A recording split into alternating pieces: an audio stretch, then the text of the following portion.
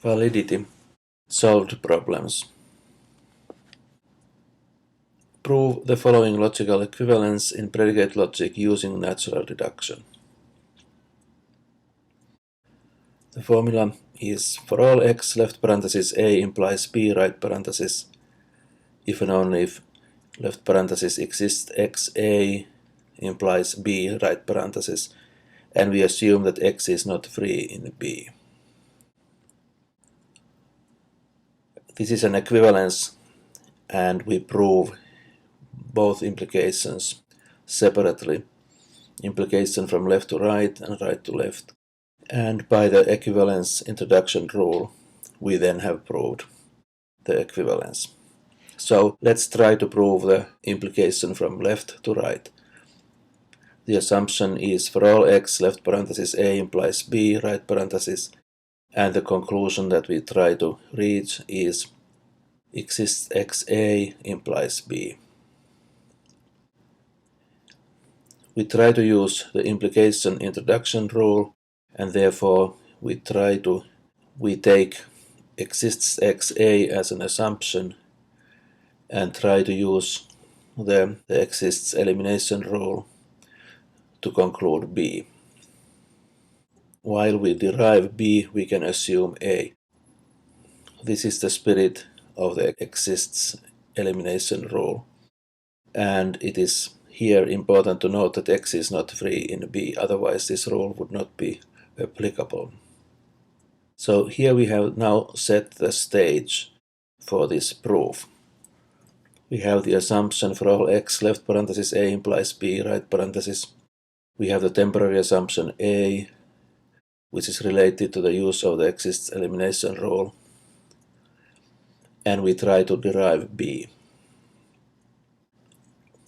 Once we have got this far, it is now rather obvious how to proceed. We eliminate the universal quantifier from the assumption and we get a implies b, and from the temporary assumption a and this implication we get with the implication elimination rule b. And we are done.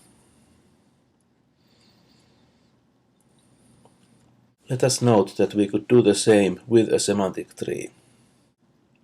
We note this even if we were actually asked to use natural deduction, but let's just for fun try a semantic tree. So if we want a semantic proof of the implication, we start to build a semantic tree for the negation. By the rule of the negation of the implication, we get the hypothesis and negation of the conclusion. From the negation of the implication exists xa implies b, we get by the rule of the negation of the implication the nodes exist xa and negation of b. From the exists xa node we can get a c0/x. The idea is that there must be an x satisfying a, so we pick some constant, and we have denoted here the constant by c0. It could be anything, c10,000 or whatever. It could be anything because on this branch we have not said anything about c0 yet. Now from the node for all x a implies b, we get a implies b for the substitution instance where c0 is substituted for the free occurrences of x. But when we substitute c0 for the free occurrences of x, we get a c0/x implies b because b has no free occurrences of x. So there's nothing to substitute. And now we can use an implication rule. The tree splits into the negation of the hypothesis and the conclusion.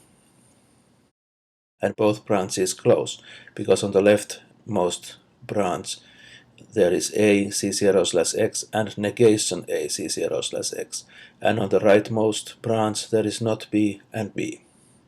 So we have proved this also with the semantic tree.